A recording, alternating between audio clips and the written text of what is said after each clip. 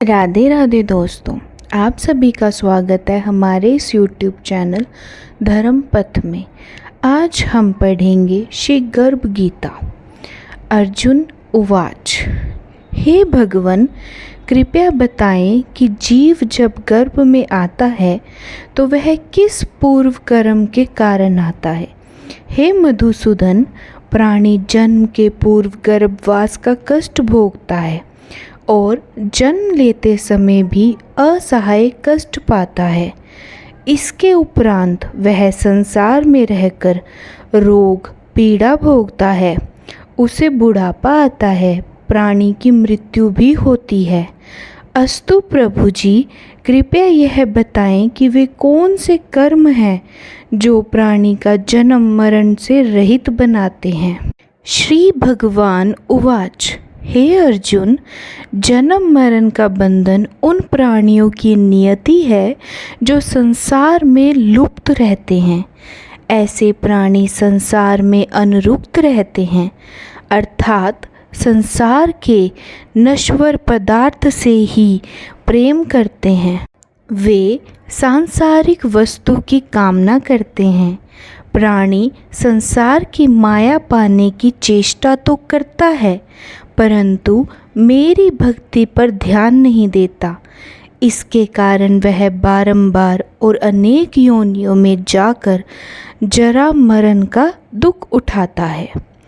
अर्जुन उवाच, हे जनार्दन, सांसारिक मोह माया से मुक्ति तो बहुत कठिन है। माया चित्त हर लेती है। मन काम, क्रोध, लोभ, मोह और अहंकार रूपी विकार से घिरा मद मस्त हाथी है।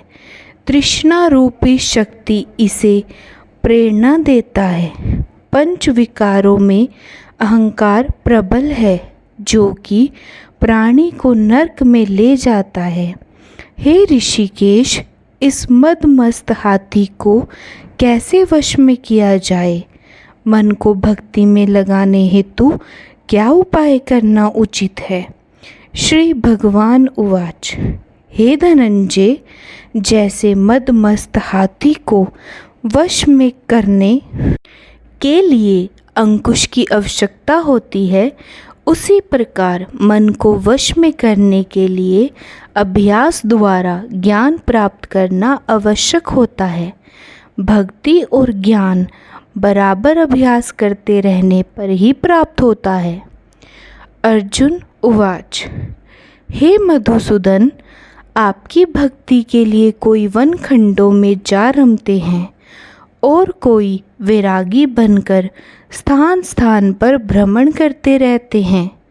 हे प्रभु, कृपया बताएं कि आपकी भक्ति कैसे मिल सकती है। श्री भगवान उवाच, हे अर्जुन, मेरी खोज में वन वन भटकते सन्यासी अथवा स्थान स्थान पर जाने वाले वैरागी मुझे तब तक प्राप्त नहीं कर पाते जब तक उनके हृदय में मेरा निवास नहीं होता। तप अथवा वैराग्य का अहं तो मेरी भक्ति पाने में बाधा डालता है। जटा धारण करने वाले अथवा भस्म लगा वैरागी बनने मात्र से जीव मेरी कृपा का पात्र नहीं बन जाता। अहंकारी तो मेरा दर्शन सुलभ ही नहीं होता। मैं शुद्ध हृदय वाले सत अभ्यासी ऐसे जीव को मिलता हूँ जो काम, क्रोध, मोह, ममता और अहंकार से। अर्जुन उवाच, हे माधव, प्राणी पंच विकार जनित प्रवृत्ति के कारण लौकिक जीवन नष्ट कर लेता है। हे मुरारी, कृपया बताएं कि वह कौन सा पाप है जिसके कारण किसी व्यक्ति की स्त्री असमय मर जाती है। किन पापों के फल स्वरूप अल्पायु में पुत्र मर जाता है? कौन से पाप के कारण व्यक्ति वीर्यहीन हो जाता है? श्री भगवान उवाच, किसी का लिया हुआ ऋण नहीं चुकाने वाला पति पत्नी हानि का दुख उठाता है। उसी प्रकार किसी की धरोहर को ना लौटाने वाले का पुत्र अल्प आयु में मर जाता है। किसी को सहयोग सहायता का आश्वासन देकर भी समय आने पर सहयोग ना करने वाला व्ययहीन होता है। ये सब भयंकर पाप हैं जो स्त्री पुरुष एकाकी होकर भोगते हैं। अर्जुन उवाच, हे दयानिधे, किस पाप के फलस्वरूप प्राणी सतयो रोगी रहता है और किस कुकर्म के फलस्वरूप बोझा ढोने वाला जघन्य पशु बनता है।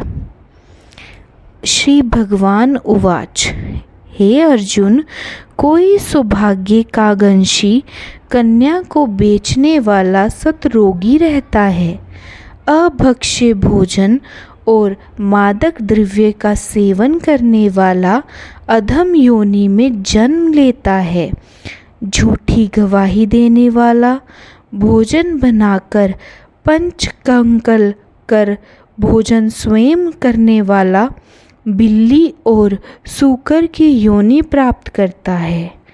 अर्जुन उवाच, हे प्रभु, इस संसार में जिनको आपने धन धान्य दिया है और उत्तम साधन दिए हैं तो उनका पुण्य क्या है।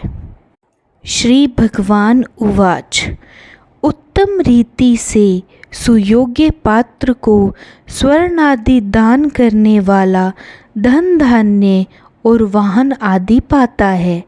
सत्य सनातन वैदिक रीति से सुयोग्य वर को विधि पूर्वक कन्यादान करने वाला उत्तम मानव योनि का अधिकारी बनता है। अर्जुन उवाच, हे प्रभु, संसार में कोई तो स्वर्ग सुंदर है और कोई कुरूप है। सो श्रेष्ठ स्वास्थ्य और सर्वरूप पावन शरीर किन पुण्यों से मिलता है। श्री भगवान उवाच, हे कौन्तेय, पुरुष का रूप स्वरूप नहीं, गुण महत्वपूर्ण है।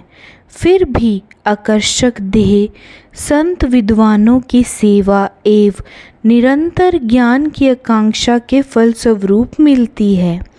अर्जुन उवाच, हे दयानिधि, प्राणी धन और सांसारिक सुख से मोह क्यों रखता है। श्री भगवान उवाच, हे महाबाहु, अगर मेरी कृपा से प्राणी वंचित हो जाए तो धन दौलत और सांसारिक रूप आदि से प्रीति करने लगता है। यह सब नाशवान है।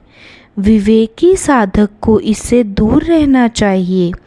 जो व्यक्ति सांसारिक व्योमोह से मुक्त काशी, हरिद्वार, अवंतिका, अयोध्या आदि पवित्र स्थलों के दर्शन और मेरी निष्कर्ष भक्ति करता है, वह राजा जैसी संपन्नता और ज्ञान प्राप्त करता है।